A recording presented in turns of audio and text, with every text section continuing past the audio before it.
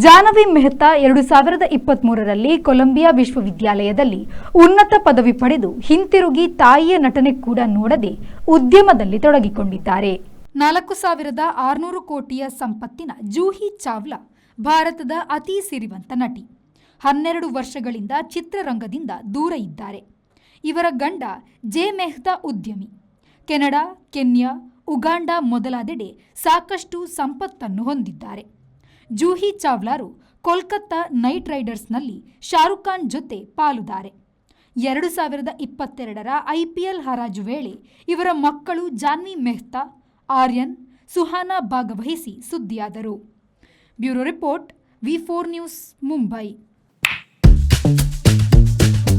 Thank you. Ajanta Business Center provides comfortable space where work gets done with more ease. A friendly environment means less of stress, more of teamwork. Sir?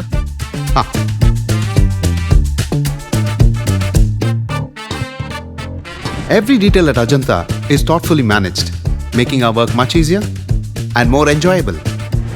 When employees work in harmony, it creates an environment where everyone thrives, allowing us to achieve the best of work with maximum effectiveness. Invest in workspaces managed by Vertex. Invest smart. Invest in Mangaluru.